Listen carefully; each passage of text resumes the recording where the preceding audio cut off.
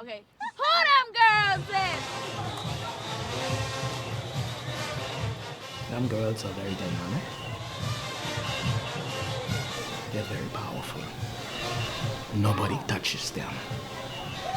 Nobody. Warriors! Wait! Ow! Questions? Everyone knows this new school era, but before they were dazzling the crowd, There was the yellow zone, The purple zone, the white zone, Red zone, black zone, and purple. and purple was a spin-off from the yellow zone. Okay. Yes. When One Family first started out, there was just one general choreograph section, and it all came under Robert Bain. During the second year, we came with the same international year of the family. And so the group was split up into zones. Purple was like Asia, red was the Indians, black was Africa. So they had decided to bring the choreograph sections up into those different zones, and it just stuck. It just stuck with us. the zones also were where the size costume you carried. So the red zone carried more smaller costumes and I guess was supposed to more bring the energy to the parade, whereas the purple zone carried the big costumes more as a backdrop to us. And their dancing style was different as well. During that time, a choreographed dancer, we had to be completed. Head covered, shoulder piece, And back then, we wore cloth skirts. cloth skirts, Fully cloth skirts. and pasted shoes. We had to have the whole regalia. When I became a part of choreograph, that's during Bubbles time. Yes. So that was during Six Pack days when they The design team chairman. Right, when Bubbles was the design team chairman, so he oversaw the design and construction of costumes from back to front. So like Sola said, it was just a matter of you being presented with the costume. And back then Bubbles they used to do a complete demo with Bubbles, Mr. Fernanda Causey. They actually used to have workshops there where they Yes. taught girls how to pace And band. and band. So you literally had to work. You had to put in the work too. as a tenet of building camaraderie, character, and experience, the girls learned how to build their own costumes. You have to learn the pace that you don't have to carry your costume to somebody else and later on they asking you for something that you can't deliver. So therefore, Ricky and Joe and all that and everybody teach them how to pace. So they really didn't have to worry about who can do my costume. They was able to do their own costume. And then females on the whole, they want their things done and they want it done properly. So if it means that they learn from scratch to do that, that's what they're gonna do. Our female chairman and the assistant chairman, all of them came from Six Pack. During the mid-90s, the One Family Choreograph Dancers had a tight chokehold on their division. And heading into the Boxing Day 2000 Junkanoo Parade, they were going for the coup de grace. We are the 5-time defending champions of the choreograph dance, and this year we're looking to extend that to 7. 7 is such a unique number for us this year because this is our 7th year as a major junkanoo group. So everybody knows that 7 is God's perfect number. Our choreograph dances will probably win 7 straight this year, so that's going to be another plus for us. When you put 3 7s into a jackpot, into a slot machine, you got jackpot. One Family, we're rolling. Unfortunately, the girls did not achieve their goal in extending their winning streak. One Family as a whole encountered challenges that maimed the group almost to the point of disintegration, and it was clear that a change was needed. After a few second-place finishes and half of the group leaving, Boxing Day 2002 was the perfect opportunity to set a new trend in presentation, costuming, and choreography. With the America Love Thy Neighbor theme. That's when I really saw the evolvement of costuming in terms of that feminine flair. You know, when you feel beautiful, you dance well, and just by lining up, it was a winning parade. I mean, it was just from start to finish, just by lining up, it was a winning parade. And I think that was the start of the choreographed dancers evolving in terms of that more feminine flair. It went from the typical larger costumes with the larger backgrounds that we would sometimes laugh and call off the shoulder, to costumes that actually fit the frame of females, you know, and you had the show shoes, the showgirl shoes, and the fishnet stockings, and the makeup, and the hair. As the group did on Boxing Day 2002 and New Year's 2003, One Family Choreograph girls ran away with the back-to-back victories, reclaiming their throne as the Showtime queens. Losing definitely assists in you coming back harder, you digging deeper, okay? So that definitely motivates you because you want to be better. You always want to be in a place where you're always growing and evolving. So when you lose, that definitely costs you to dig deeper. Muffin was in charge for a period of time, and then she transitioned out and she went into free dancing, and then I took over the leadership of the choreograph section. We still had the zones at the time, and then some of the girls from that zone decided to form their own section. It would have been Evo, which would have been Sadira and Nishkados, and then it was still the red zone. And I think coming down to my last morning as red zone would have been, I think 2009, where I gave the leadership over to Tammy. Apart from leadership changes, the whole system of preconception and section input had to be reassessed.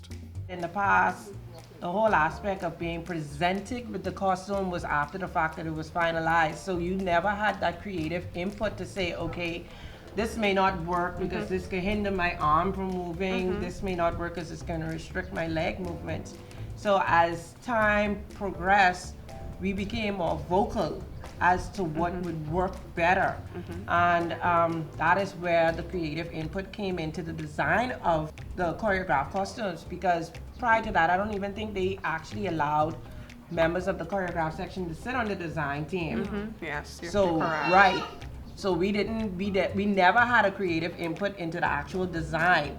Yeah, we may have had it when it was being built, where they could have probably cut one piece of cardboard to give a little bit more movement, but the whole design, no.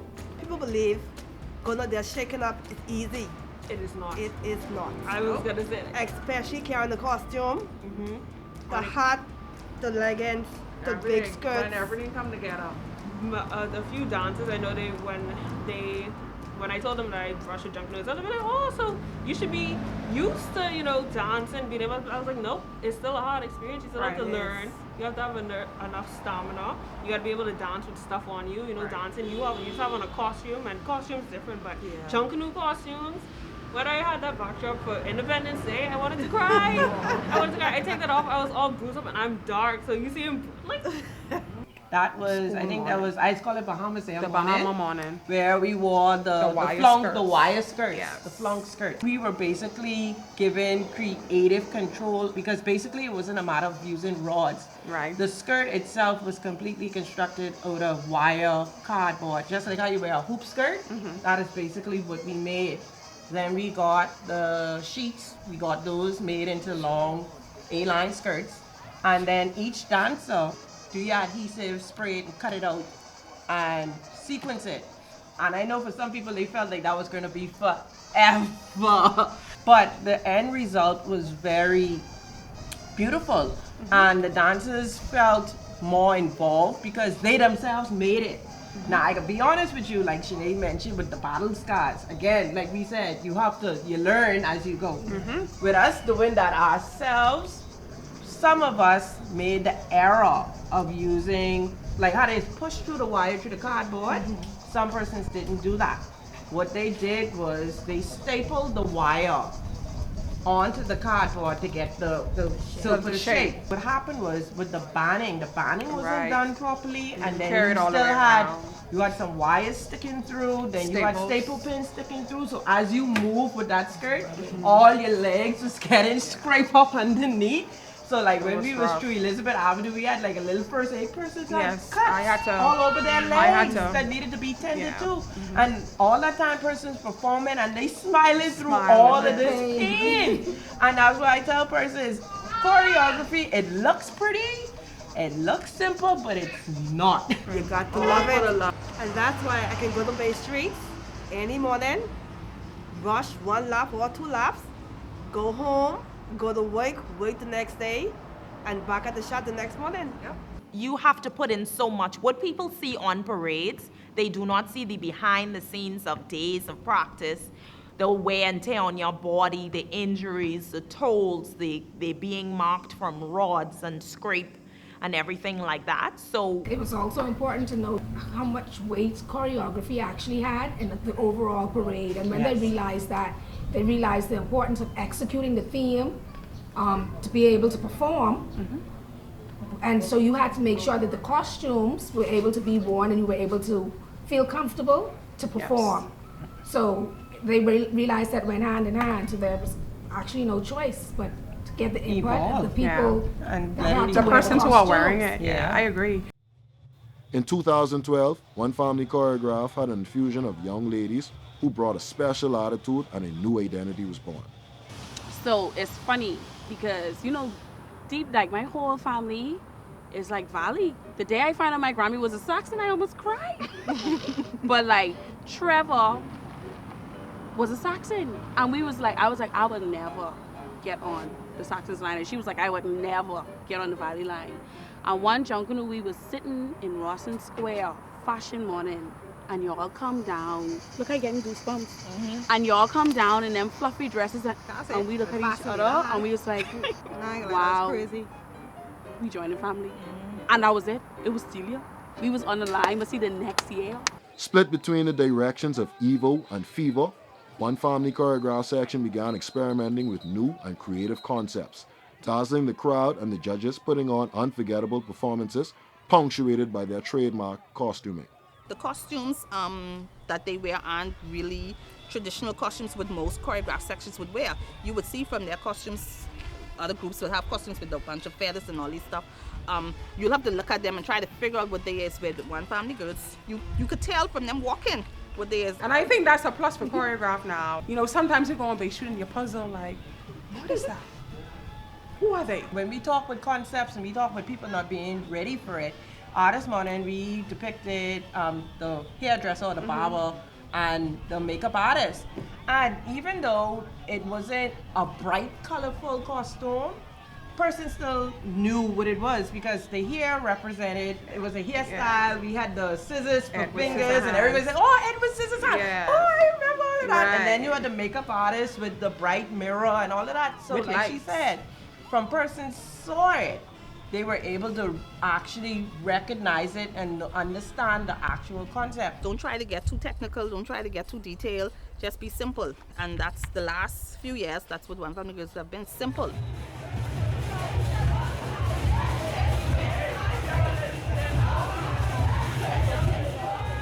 What about these routines we see on Bay Street? When I started, it was a compilation of different persons and ideas. It was just the raw talent and the raw coming up with ideas from the persons involved. That's how we came up with ideas. I can say that they were basically more African-based because we were influenced by our culture and our history of Africa, the steps itself and the movement. But of course now we have changed and added in so many different things from the outside world and influence. In 2017, a few professionally trained dancers joined OFC. This element mixed with warrior ideology and with help and support from their chairman and former choreograph members, they pushed the standard to outer space, and other choreograph sections are still trying to take off. Nobody touches them, who Dem Girls is. The energy they bring to Junkanoo. They might have their differences within themselves and their section, but when these girls line up, you get kung fu fighting. You get your head chopped. Trust me. Them girls, they remind me of the bass, when the bass was the dynamic force of One Family. Today, the girls are the dynamic force. The people come to Bay Street to see who Dem Girls is or what Dem Girls gang go do. They want to see if they can flip again. So that's what made Dem Girls who they is. I must say too, to this new era, the chairman now, she was a choreograph leader, Holly, my wife, my daughter even rushes with who these girls is. But like I said, they were the pace setters for Dem Girls because the veterans were there, And like if they fall short, Muffin do it over the years. So if they fall short, there's costuming, my wife, Muffin, Holly, all of them that get input, and that's what makes them so powerful. The product that you see on Bay Street is a direct result of lots of preparation and hard work, and even battling. But sometimes members risk getting left in crunch time. Whatever it is, pacing, decorating, whatever it is, we sit up there that whole morning. Sometimes I have about, 15 or 20 persons at my house decorating and pasting. Because we don't want to no one get leave, we're going to win. It's real sisterhood right here. I believe. They leaving you. You get leave. I remember your friends not doing your costume. Yes, my friend. I remember. And then like one of the girls was like, no, because that's when it was Vegas morning. Tony Kanishka was like, this is what we could do.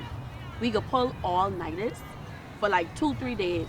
So when we finish, we cleaning up this shack and we going home. We ain't fixing nothing. We ain't doing nothing later. And like 4 girls was on your costume in there. We like, had to get it done. we finished our costume. Like we had to get it done. Work it up. Yeah, she was the when work. I come, like, and when I we must was say like, the just trick, like, yeah, it was finished. We don't leave no one that's the way it is. Preparation is key, but sometimes adjustments have to be made on the fly. We was in the Hilton, and we put on them dress, and baby. the sleeves would not move. Yeah. And we always just try to think ahead. We was like, everybody go out front, go cartwheel. We going out front, cartwheel there. I say, give me the scissors.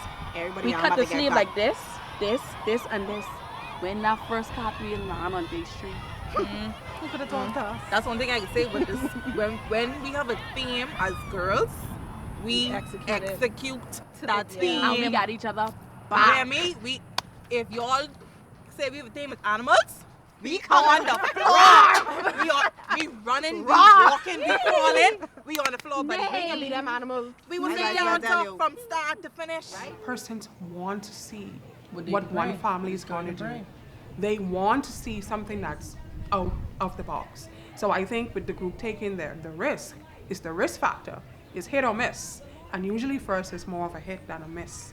I think the innovation in terms of where we've taken it, you haven't seen routines like that on Bay Street.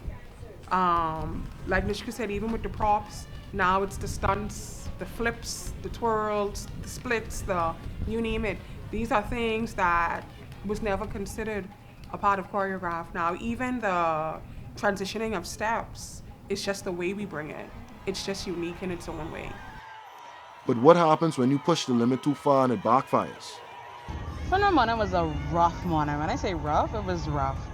There was a lot going on. The section I actually was in, we were supposed to be quote-unquote doves, but it was given pigeon the entire parade. We really came forward in choreograph because if you know OFCD, once we look good, we can dance.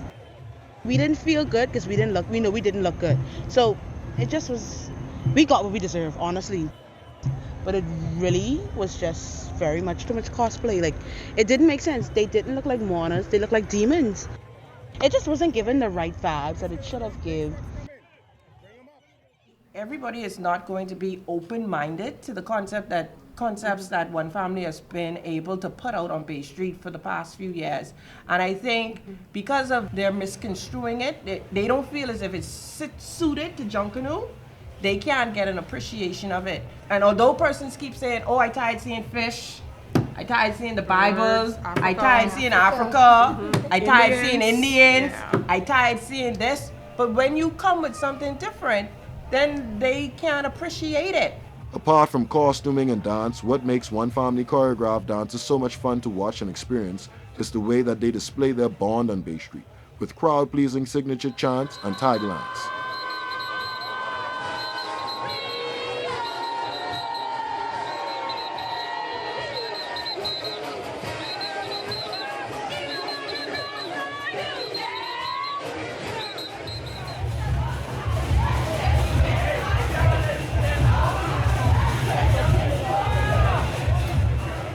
So does it matter who calls the chant? Don't even matter. Just when someone call that, you better answer. Better answer and start.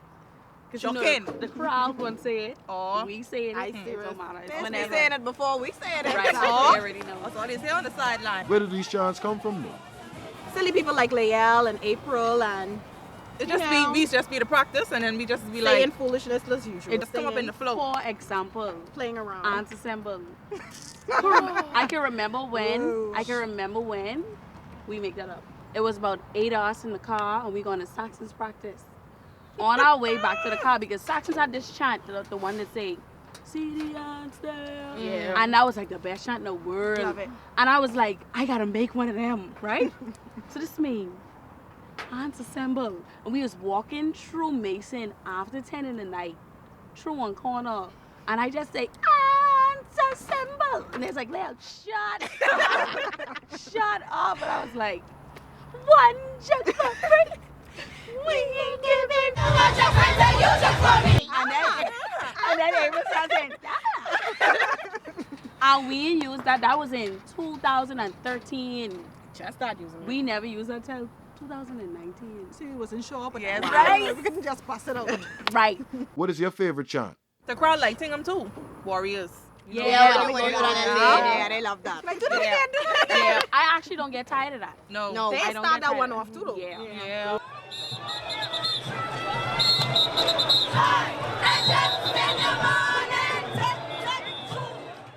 But the crowd favorite has to be We work it. Yeah. I reach up here.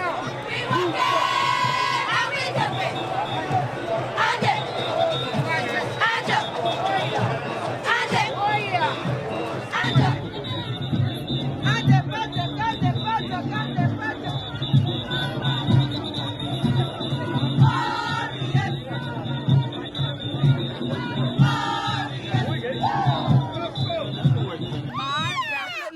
The men just say, I'd give my left leg just to hear. We walking and we. I just want one right there. I think it was like a combination of like Tira, Trevor, April. They was playing, eating food, and that's always. And the thing used to be where you're late and you're walking, and somehow the three of them just come up with this chant. Silly people doing silly things. I think chants. like Missy Tira started, and then Trevor, and then April do the antip, and that was it. That's me. The part that you're repeating. And the rest is history. And that's the fan fave. The favorite. And they carry on. That's all they want. It takes a special combination of love, desire, passion, and a touch of crazy to be a One Family Choreograph dancer. And there's definitely a culture of togetherness that spills out into their performances. At big Thursday practices, when we coming down, before we go back up, we come in like a little circle, and then, hey, you guys need to chant more. We need to, little pep talks. We encourage each other. Hey, you're not smiling. We need you to smile. Teeth and toes. We just, more energy, ladies. Just give it all. It's the last lap. You know, last lap is being the best. This is the But also, on this moment, a lot of us hang out together. Like, we go out together. We make it a point to at least see each other. Even outside of Junkanoo, because it's more than just Junkanoo. We have social circles that we travel in. We try to keep our sisters in tune with one another. We try to keep them motivated. And so it's just a matter of keeping that sisterhood going. And that's the thriving blood of our section. Just keeping everybody in tune with one another and giving each other that level of respect. That's when we come too rushed. Chemistry is Chemistry is really, that's really you know. So So like like what y'all see on the road, that ain't fake. No, that's you real see me chemistry. looking at the L and I real. chucking to the ground. That's real. That real. This chemistry lends itself to the formulation of new concepts, ideas, and methods of self-expression when performing. We started to do this evolution with choreograph where we started to do a entrance. The first iteration of the elaborate and themed entrance was Independence Day 2018. So it draws the attention of the crowd to the focal point of Rawson Square for the group. And it works in collaboration with the backline. Because, and all of it, again, back to choreography, it's choreographed. So we rehearse these things. It's done from the brass, the bass drummers, the bellas, everybody cram up into one little room because, you know, you want this to be impactful, you want this to be secretive, you don't want nobody to know what's going on. And it's a full production now. And that's basically what Junkanoo has evolved into now. It's a production. But 2019 put the idea completely over the top.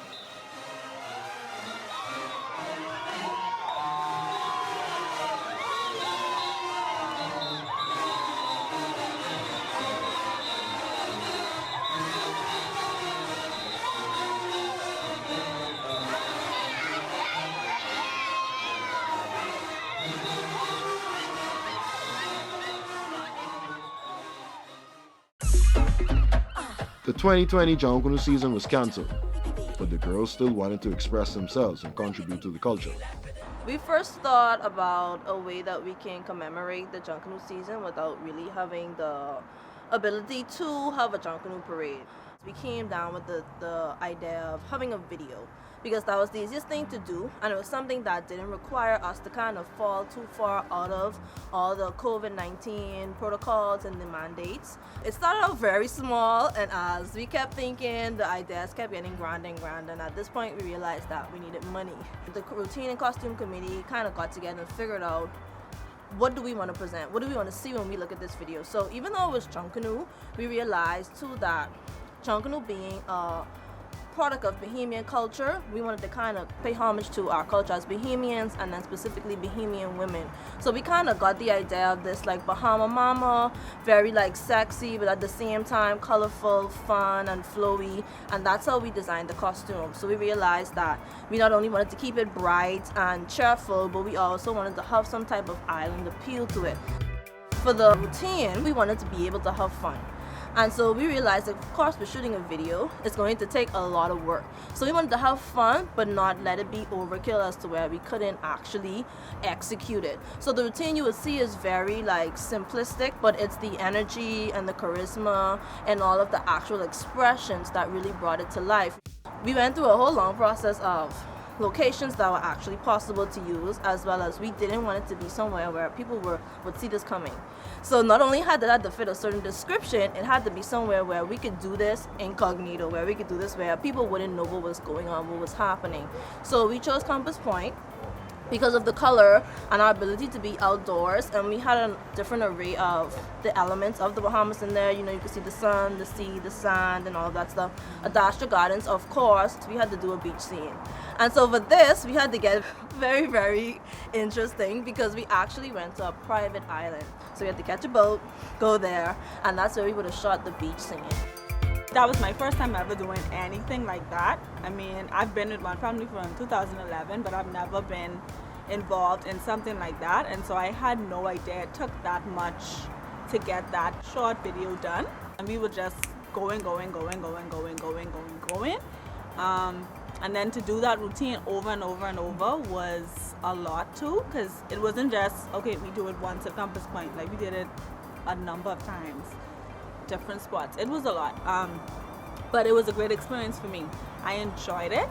I love how it all came together, because honestly, in doing it, I didn't know what it was going to look like. I was very confused, but when I saw the final product, I was very pleased, and I'm very proud that I was selected to be a part of that video. The chemistry that exists in this group of girls didn't happen overnight, and in fact, it is a constant work in progress, but the goal always remains the same. Your skin have to be thick. Yeah. Your skin have to be thick, cause When you lay out with Raul. Wow, And then always rolling. And I gotta always feel how much rolling. yes I had to tell Nishka, I'm really sorry for shouting at you. Always But, rolling. you know, I'm really sorry. I really shouldn't have shouted at you. She's like, Chalel, move on. Because She you know. always gotta. Stop talking! Do the routine! Hey, no, but y'all know, like, when we going out, like, when we come out the hall and we doing our little practice, When one nobody practice can, before, we gotta Oh, go. yeah. Nishka is be like, don't even blink. Mm-hmm. Start over! Eyes be scared!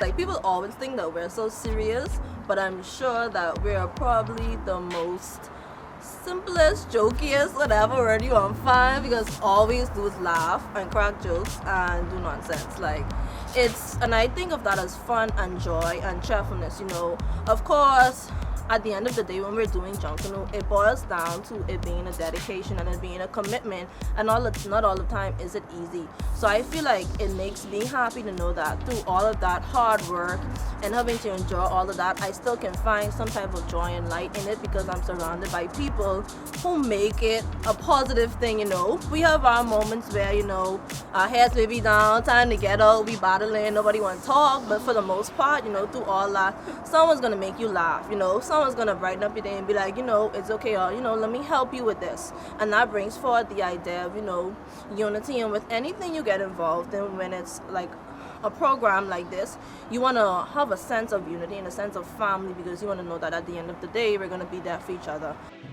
Ain't sufficient people there for them to floss. Yeah, they waiting for everybody else to finish so they could be the main and the showstopper. Well, 2015, the biggest lesson was to be on Bay Street on time.